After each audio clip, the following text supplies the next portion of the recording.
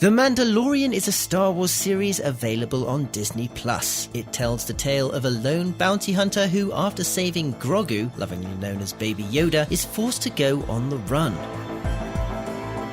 However, unlike full-length Star Wars films where they can happily take several years to complete a 2-hour movie, The Mandalorian is a season-a-year series, with 8 roughly 40-minute long episodes a season, which is the equivalent of 2.5 Star Wars movies a year.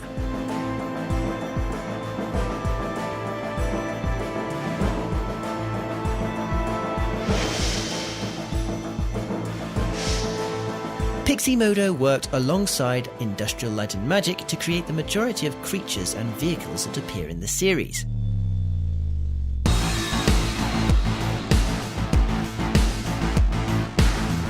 Working off-set using sketches, concepts, and ideas sent from Lucasfilm and the director, Pixomondo created a wide variety of sentient beings, monstrous animals, and droids.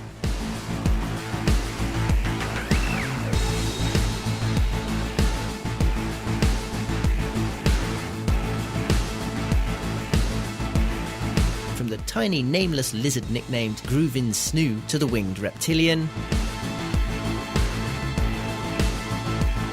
to the humongous Blurrgs, and all within a tight timeline of 10 days per episode. All these characters' sketches and concepts were dreamt up by artists using simple and fast industry techniques, which you can learn for free right here on SKILLSHare. We'll show you how to unlock all of this industry-level knowledge at the end of the video. The largest creature and also the most involved was the Blurrg.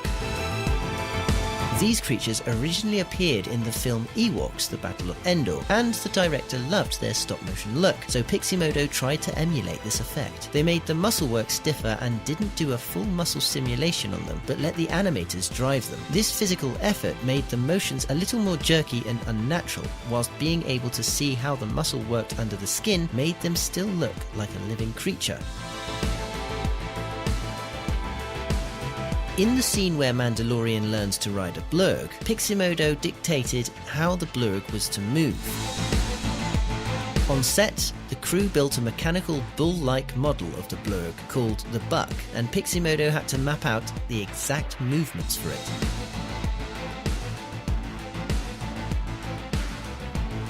Using Maya, they input the physical and technical spec of the Buck, so when they designed a movement, they could see whether it was capable of recreating it. When a position went red, they knew the movement was too fast or too large, and they'd dial it back a bit, always looking for the balance between fast and wild movements and what was actually possible.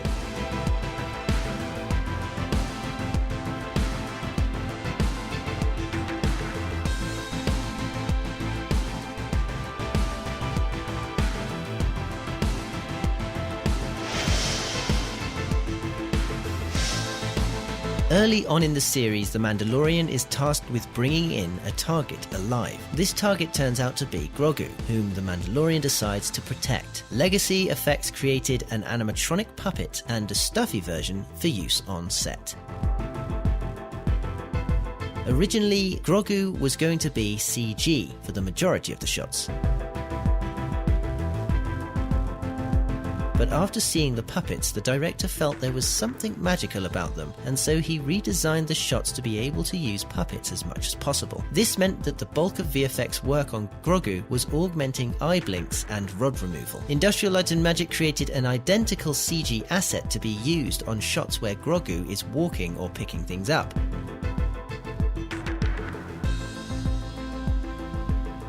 However, they didn't just have to match their asset to the puppet, they also had to match their asset animation to what was possible to do with the puppet. ILM studied the puppet in detail, taking photos not only of the outside, but also of the armature within, to help know the limitations of its movement. They even measured the length of movement of the servos to know exactly how far the eyes could move in the head.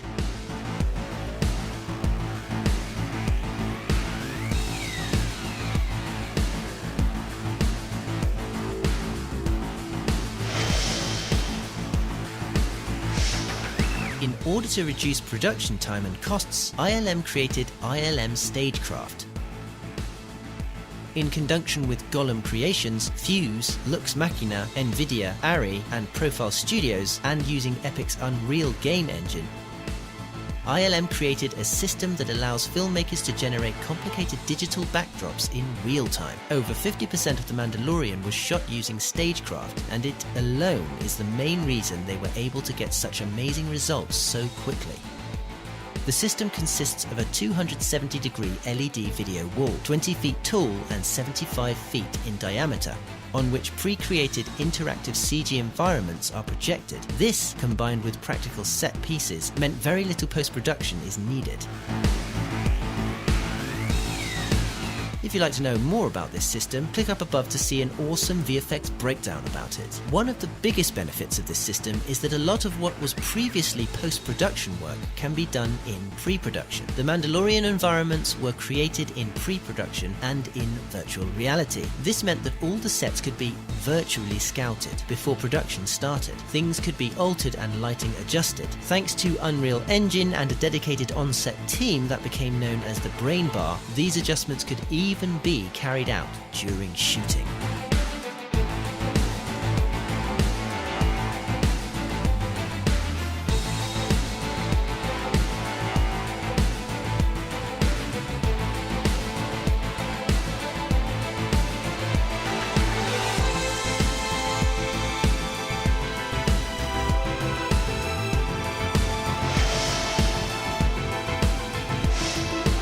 The battle scene in Navarro was shot on a soundstage with a variety of props and practical elements. Image Engine extended everything beyond it with full CG environments. They also had to create digital doubles for the Mandalorian and other members of the tribe, matching their movements to those of the actors on rigs.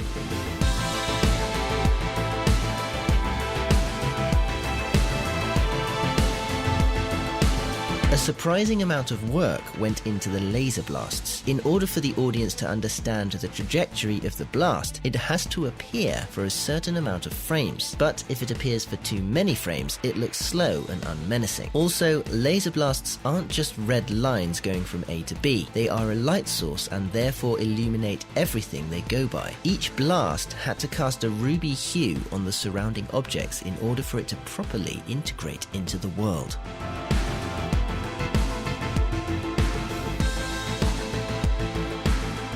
For Episode 6, Image Engine had to create and destroy 7 articulated security droids. Droids are mechanical and they don't move like humans, and so Image Engine made their CG assets mechanically accurate. This meant that motion capture wasn't really necessary. Motion capture actors were used, but mainly for eye lines and to give actors something to work with.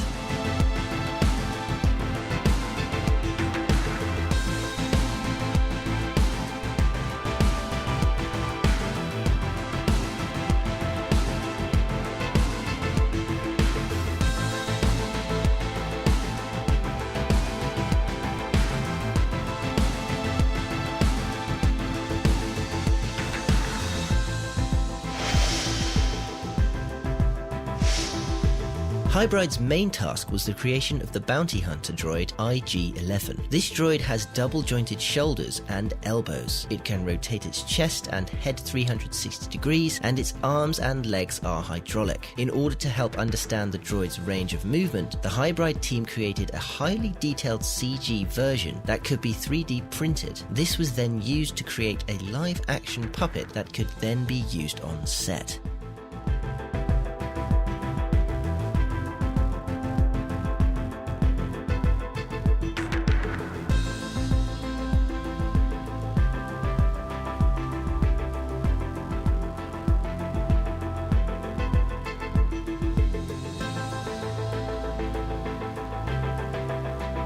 Now, would your dream job be designing characters for blockbuster movies? Art departments across all production companies look for one thing: digital-savvy artists who are prolific in programs like Photoshop and Illustrator and can quickly block out picturesque scenery and imaginative characters. You can learn all of the techniques involved today for free at SKILLSHare, and it doesn't stop with just character design. All the aspects of pre-production, filming and editing to advanced post-production and VFX. It's all available to study at your own leisure on one of the planet's most extensive learning platforms. And if you're one of the first 1,000 subscribers to click the link in the description, you'll get a free trial of premium membership.